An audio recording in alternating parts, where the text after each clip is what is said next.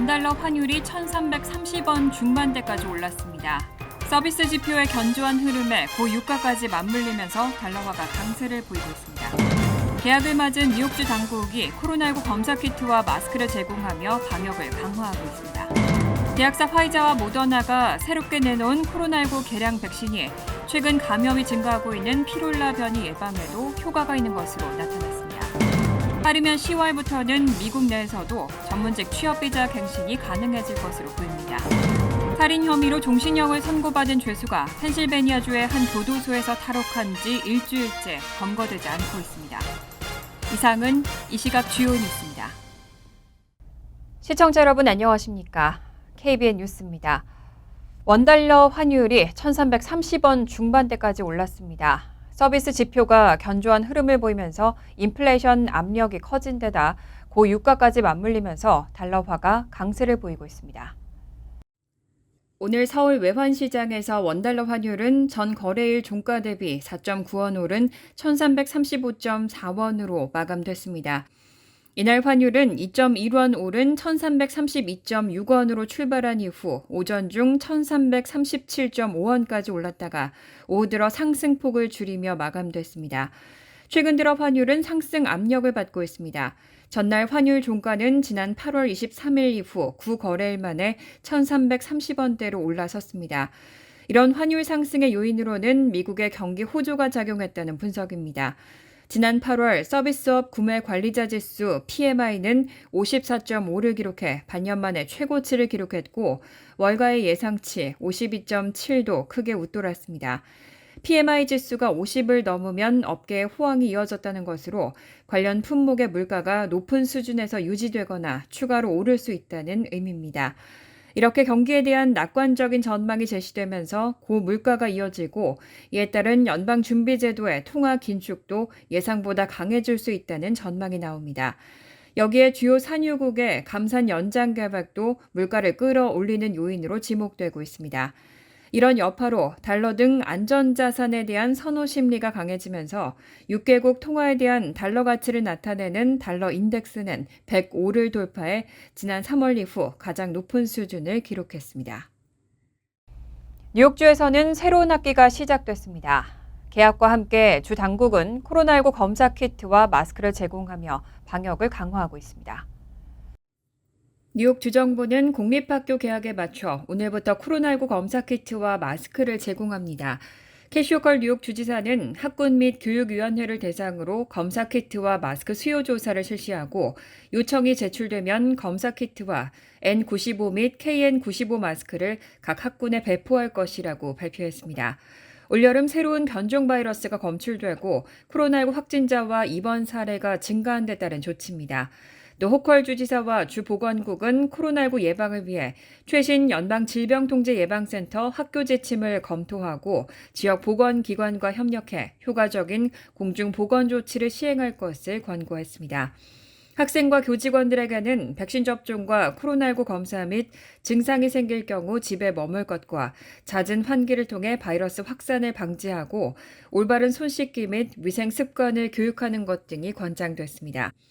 한편 세계보건기구는 겨울철을 앞두고 코로나19 동향이 우려스럽다고 밝혔습니다. WHO는 북반구 겨울철을 앞둔 상황에 중동과 아시아 일부 지역에서는 사망자가 증가하고 있고 유럽에서도 중환자실 입원율이 올라가고 있으며 다른 지역에서도 입원 환자들이 늘고 있다고 전했습니다.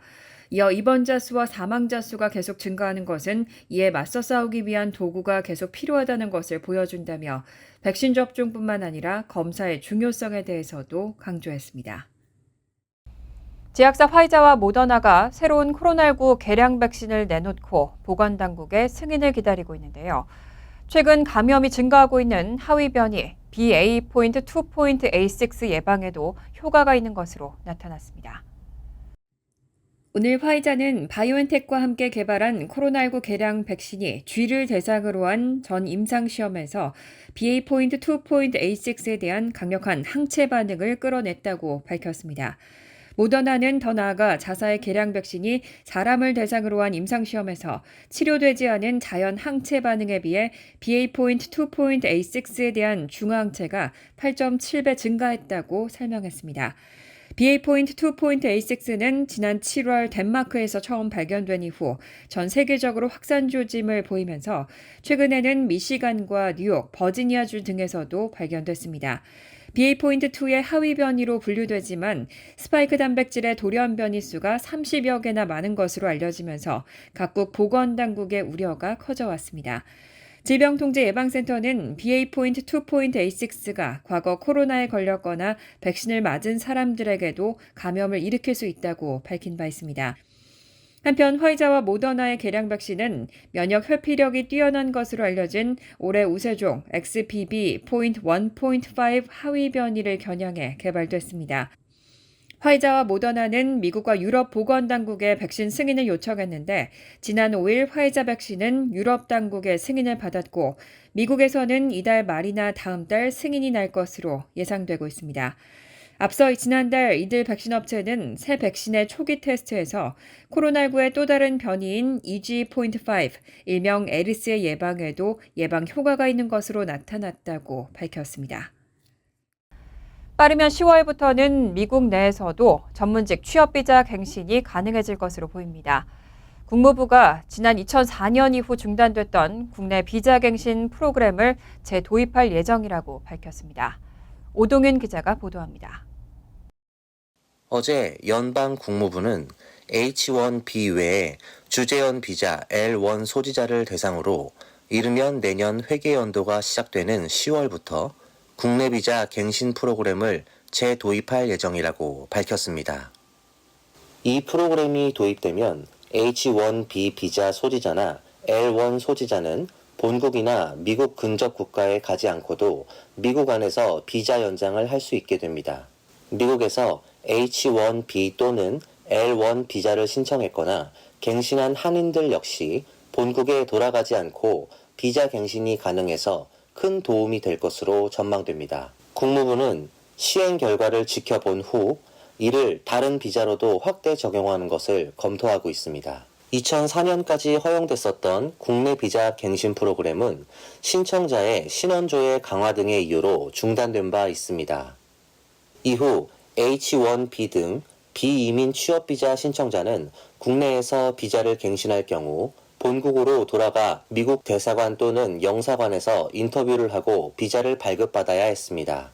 업무 등의 이유로 본국으로 돌아갈 수 없는 신청자는 미국 국경의 인근 영사관을 방문해 비자를 받았는데 이 과정에서 비자 발급이 늦어져 장기 체류하거나 비자 발급이 거부돼 미국에 입국할 수 없는 케이스도 나오면서 문제가 되어 왔습니다. 이후 바이든 대통령이 지난 6월 인도와 정상회담을 가진 후 국내 비자 갱신 정책의 재도입설이 본격적으로 제기되어 왔습니다. 코로나19 팬데믹 이후 해외 공관마다 비자 인터뷰 대기자가 계속 늘어나면서 국무부 역시 이를 해소하기 위해 프로그램의 부활을 적극적으로 검토해 왔습니다. 국무부 대변인은 올 하반기 중으로 프로그램을 시행할 예정이라며 프로그램이 가동되면 비자 갱신을 위해 해외로 여행할 필요가 없어지고 전 세계 영사관은 다른 지원자들을 위해 필요한 면접 기회를 열 수 있을 것이라고 전했습니다.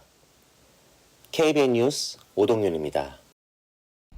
바이든 행정부는 지난달 22일부터 소득 기반 학자금 융자 상환 프로그램 세이브의 등록 절차를 시작했습니다. 이미 400만 명 이상이 등록을 신청했지만 연방 하원 공화당이 다시 제동을 걸고 나섰습니다.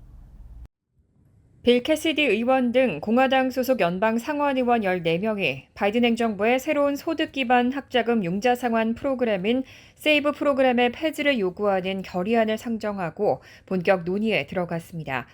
연방 하원에서도 공화당 의원들의 주도로 동일한 결의안이 발의됐습니다. 결의안은 양원에서 각각 의원수의 과반 이상 찬성이 있으면 연방기관의 조치를 뒤집을 수 있는 연방의회 심사법 발동을 주요 내용으로 담고 있습니다. 공화당 의원들은 세이브 프로그램은 사람들에게 빚을 지도록 부추길 것이라며 연방 학자금 융자 시스템을 납세자에게 재정 부담을 떠넘기는 정부 보조 프로그램으로 전환하는 결과를 낳을 것이라고 우려했습니다. 하지만 이 결의안이 실제 통과될지는 미지수입니다. 양원에서 모두 통과된다고 하더라도 바이든 대통령은 거부권을 행사할 수 있습니다. 바이든 행정부는 이번 공화당의 결의안에 대해 세이브 프로그램 혜택을 받을 수 있는 미국인들에게 피해를 주는 것이라며 정치적 목적에 불과할 뿐이라고 일축했습니다. 한편 지난달부터 신청을 받고 있는 세이브 프로그램은 현재 등록 인원이 400만 명을 넘어선 상태입니다. 연방정부는 학자금 상환이 재개되는 10월 1일부터 새로운 플랜 혜택을 적용받으려면 최대한 빨리 신청할 것을 권고했습니다. 시행 2년차를 맞은 뉴저지 재산세 감면 프로그램 앵커의 신청 접수가 시작됐는데요. 수혜자를 노리는 신종 사기가 등장했습니다. 주정부는 프로그램 관련 개인정보를 문자 메시지로는 요청하지 않는다며 주의를 당부하고 있습니다. 지난 5일 뉴저지주 재무국은 휴대전화 문자 메시지를 통해 이뤄지는 앵커 프로그램과 관련한 신종 사기 행위가 등장했다며 주의해야 한다고 경고했습니다. 주 재무국은 우편물을 통해 앵커 프로그램 신청 방법을 안내하고 있는데 자세한 내용을 잘 모르는 주민들을 노리고 개인정보를 빼내려는 사기 행위가 늘고 있는 겁니다. 주 재무국 관계자는 주정부는 앵커 프로그램이나 세금 신고 등과 관련해 문자 메시지로 개인정보 등을 요청하지 않는다며 만약 이런 내용의 문자 메시지를 받게 되면 사기 여부를 의심하고 개인정보를 제공해서는 안 된다고 당부했습니다. 또 해당 메시지의 진위 여부를 확인하려면 주 재무국에 연락해달라고 덧붙였습니다. 시행 2년차를 맞은 앵커 프로그램은 지난달부터 신청 접수가 시작됐습니다. 올해는 2020년 10월 1일 기준 뉴저지 소재 주택 소유자 및 세입자가 수혜 대상입니다. 주택 소유자는 소득이 15만 달러 미만일 경우 65세 미만에게는 1,500달러, 65세 이상에게는 1,750달러가 지급됩니다. 소득이 15만 달러에서 25만 달러 사이 주택 소유자는 65세 미만일 경우 1,000달러, 65세 이상은 1,250달러가 지급됩니다. 세입자는 연소득이 15만 달러 미만일 경우 혜택이 주어지고 65세 미만은 450달러, 65세 이상은 700달러가 지급됩니다. 올해 앵커 프로그램 재산세 환급금 지급은 11월 1일부터 시작될 예정입니다. 한편 뉴저지 한인상록회는 한인 시니어들을 위해 앵커 프로그램에 대한 상담과 신청을 도와주는 서비스를 제공하고 있습니다. 상록회 업무 일정은 월요일부터 금요일까지 매일 오전 9시 30분부터 오후 3시까지로 운영되고 예약은 전화 201-945-2400으로 할 수 있습니다. 연일 치솟는 물가에 뉴욕주에서 제공되고 있는 푸드 스탬프 금액이 충분하지 않다는 지적이 계속되고 있습니다. 주 하원에서 월 수령액의 하한선을 올리는 방안이 추진되고 있습니다. 어제자 스펙트럼 뉴스 보도에 따르면 푸드뱅크 업체인 피딩 뉴욕주 댄 에건 수석 디렉터는 뉴저지주에서도 월 최소 푸드 스탬프 스냅 지급액을 최근 $95로 높였다며 뉴욕주에서도 스냅 월 수령액 하한선을 올려야 한다고 주장했습니다. 현재 뉴욕주의 스냅 월 수령액 최소 금액은 $23입니다. 최근 인플레이션에 따른 달걀이나 빵, 유제품, 육류 등의 필수 품목의 가격 상승세를 감안하면 크게 부족한 수준이라는 지적이 이어지고 있습니다. 주 하원에서도 비슷한 관련 법안이 발의돼 있는 상태입니다. 지난 4월 제시카 곤잘레스 로하스 주 하원 의원은 관련 법안을 발의하고 자격을 갖춘 각 가구의 푸드 스탬프 지원을 최소 $95로 혜택을 줘야 한다고 주장했습니다. 로하스 주 하원 의원은 팬데믹 이후 연방정부가 스냅 보조금을 일시적으로 늘렸지만 이제는 종료됐고 스냅 수혜자들은 여전히 인플레이션으로 허덕이고 있다고 주장했습니다. 다만 아직 주 상원 측에서는 해당 법안에 대해 이렇다 할 지지가 없는 상태로 전해졌습니다. 살인 혐의로 종신형을 선고받은 한 죄수가 펜실베니아주의 한 교도소에서 탈옥한 지 일주일째 검거되지 않고 있습니다. 교도소 인근 여러 학교들은 안전상 폐쇄 조치됐습니다. 펜실베니아주 체스터 카운티 교도소를 탈출한 34살 브라질 출신 다넬로 카발칸테가 일주일째 검거되지 않고 있습니다. 살인 혐의로 종신형을 선고받고 복역 중이던 카발칸테는 지난달 31일 교도소 철조망을 넘고 지붕에서 뛰어내려 도주했습니다. AP통신에 따르면 교도관은 카발칸테가 탈옥한 지 1시간가량이 지나서야 도주 사실을 파악한 것으로 전해졌습니다. 카발칸테는 2021년 전 여자친구를 칼로 38차례나 찔러 살해한 혐의로 지난달 가석방 없는 종신형을 선고받고 복역 중이었습니다. 경찰은 그가 2017년 브라질에서 살인을 저지르고 불법으로 미국에 왔다고 밝혔습니다. 한편 지난 5일 경찰의 수색 지점에서 떨어진 한 정원을 걷는 카발칸테의 모습이 폐쇄회로 CCTV에 찍힌 것으로 나타났습니다. 경찰은 그가 이미 멀리 도주한 것으로 판단하고 수색 지역을 확대했습니다. 교도소 근처에 있는 여러 학교는 학생들의 안전을 위해 폐쇄 조치됐고 지난 6일에는 한 식물원이 문을 닫았습니다. 경찰은 인근 주민들에게 집과 차량의 문을 철저히 잠그고 탈옥범이 사용할 수 있는 자전거 등이 사라지지 않았는지 확인하라고 당부했습니다. 간추린 소식입니다. 연방법원이 어제 텍사스 주정부에게 멕시코와의 국경인 리오그란데 강물 위에 설치한 거대한 이민방지 부표 장벽을 오는 9월 15일까지 미국 쪽 강둑으로 옮길 것을 명령했습니다. 정부와 달리 단독으로 반이민 정책을 펴온 에봇 주지사는 밝은 오렌지색 큰 공 모양의 부표들을 연결해서 무려 305m 길이의 줄을 강물 위에 국경 장벽으로 띄웠습니다.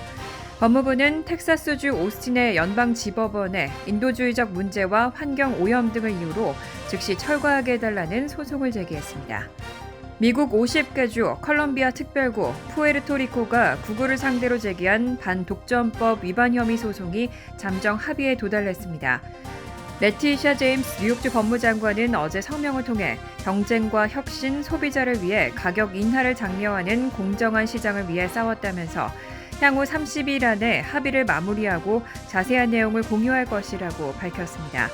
앞서 주정부 등은 구글이 앱스토어인 플레이스토어에서 권한을 남용하고 앱을 판매하는 개발자들에게 의무적으로 최대 30%의 수수료를 부과해 반독점법을 위반했다는 점을 들어 소송을 제기했습니다. 연방환경보호청이 최근 발표한 수질검사 결과에 따르면 뉴저지 내 28개 상수원에서 발암물질로 알려진 과불화 화합물 PFAS가 연방정부가 제한한 기준치 이상으로 검출됐습니다. 리치우드 등지에 수돗물을 공급하는 리치우드 워터의 경우 상수원 가운데 한 곳에서 과불화 화합물의 일종인 PFOA가 29.8ppt가 검출됐습니다. 주정부 기준치인 14ppt는 물론 연방정부가 최근 제한한 기준치 4ppt를 충족하지 못하는 수치입니다.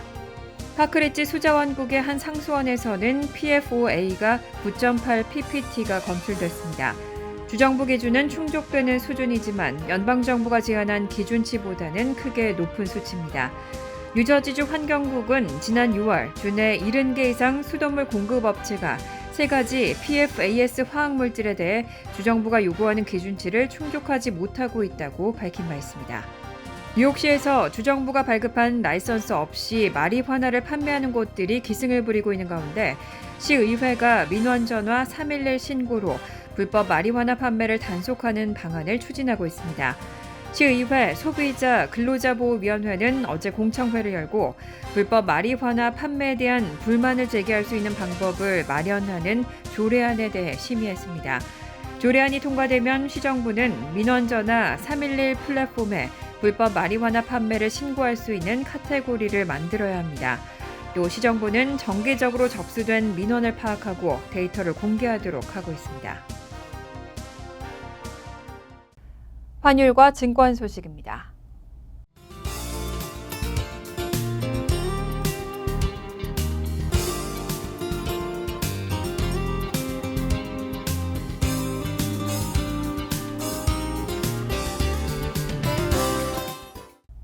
이어서 날씨입니다.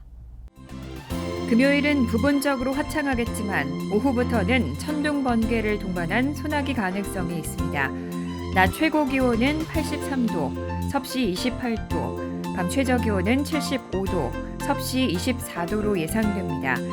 토요일도 부분적으로 화창하겠지만 때때로 천둥 번개를 동반한 소나기가 내리겠습니다. 일요일은 대체로 흐린 가운데 역시 천둥 번개를 동반한 소나기 내릴 가능성이 있습니다. 이상으로 KBN 뉴스를 마칩니다.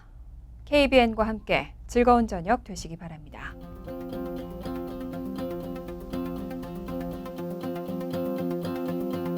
미 동부 최대 한인방송 KBN이 제작하는 KBN 뉴스는 웹사이트 mykbn.com 그리고 유튜브와 페이스북에서 다시 보실 수 있습니다. 좋아요, 구독, 알림 설정은 뉴스 제작에 큰 도움이 됩니다.